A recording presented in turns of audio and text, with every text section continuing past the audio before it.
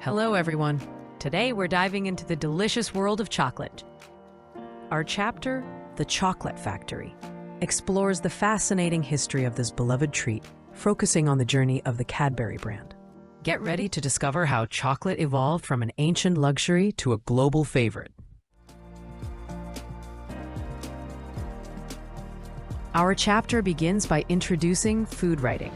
This isn't just about recipes. It's the art of telling stories through food. It covers everything from personal food memoirs to exploring entire food cultures.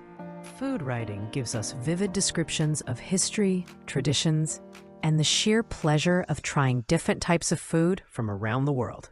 Did you know that food can tell you a lot about a country's history? For example, the ingredients used often reflect what was available or introduced through trade over centuries. It's like a delicious history lesson. Let's explore the key milestones in chocolate's rich history. In 1824, John Cadbury, an English Quaker, started roasting and grinding cocoa beans for his tea and coffee shop. This was the very beginning of the Cadbury Company. Fast forward to 1842, and Cadbury's Chocolate Company creates the world's first chocolate bar, a groundbreaking moment. Then, in 1875, a Swiss chocolate maker named Daniel Peter teamed up with Henry Nestlé's condensed milk to create the first milk chocolate, making it creamier than ever before. In 1894, across the ocean, Milton Hershey invents the iconic Hershey bar. And by 1940, the Mars Company gives us the beloved M&Ms, originally for soldiers. This timeline shows us a journey of constant innovation. It's a fascinating fact. Ancient Aztecs believed chocolate was a gift from the gods and even used cocoa beans as a form of currency. Now, let's zoom in on the man who started it all, John Cadbury. In 1824, at just 22 years old, he opened his first shop in Birmingham. He sold everyday items like tea, coffee, and mustard, but he also uniquely offered cocoa and drinking chocolate, which he prepared himself using a mortar and pestle. What's truly interesting is that his business wasn't just about making money. It was driven by his beliefs. As a prominent member of the Quakers, a religious group, John strongly believed in eradicating poverty. He saw addiction to toxic products as a major cause of poverty and hoped his cocoa and drinking chocolate could serve as healthy and delicious alternatives, aligning his business with his strong moral principles. Here's a fun fact about John Cadbury's shop. It originally started as a small grocery store in Birmingham, England in 1824, and later became renowned for its chocolate products. He made it a real attraction by having an expensive plate glass window, and he even employed a Chinese man in full national costume to serve customers. This was a huge novelty at the time, and definitely got a lot of attention from the public. John Cadbury's business began to really take off. In 1831, he rented a small factory, laying the groundwork for large-scale manufacturing.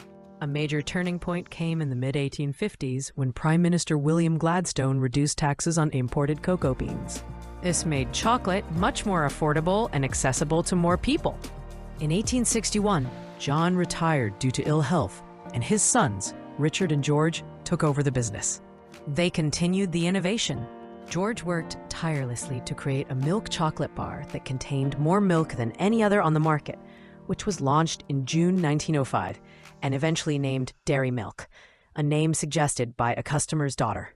Richard, with his artistic talent, focused on making the packaging beautiful, designing decorative boxes that made Cadbury chocolates sought-after gifts, often featuring his own paintings.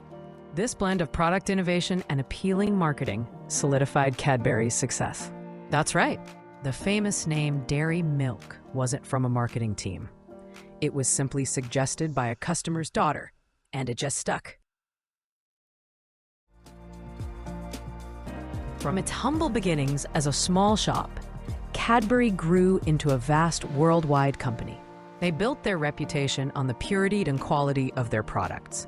The innovative and beautiful packaging, particularly Richard Cadbury's decorative boxes, made their chocolates not just a treat, but a desirable gift.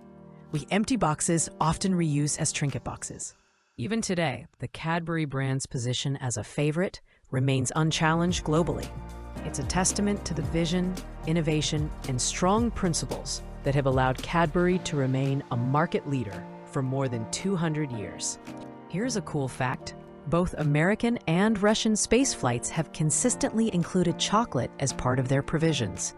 It seems even astronauts need a sweet treat. So, what did we learn from the sweet story of the chocolate factory? We discovered that food writing is a powerful way to understand history and culture. We saw how chocolate itself evolved significantly through continuous innovation and adaptation to market demands. John Cadbury's personal beliefs profoundly shaped his business, proving that ethics can drive success. We also understood the immense importance of effective marketing and unwavering product quality. Ultimately, the Cadbury story is an excellent example of how a clear vision, consistent effort, and a commitment to quality can create an enduring legacy that lasts for centuries. Here's a tasty tidbit for you. The word chocolate actually comes from the Aztec word xocolátl, which means bitter water. Thank you for joining me on this delicious journey through the history of chocolate and the Cadbury brand. I hope you enjoyed learning about the innovations, the people, and the passion behind one of the world's favorite treats. Keep exploring and keep learning.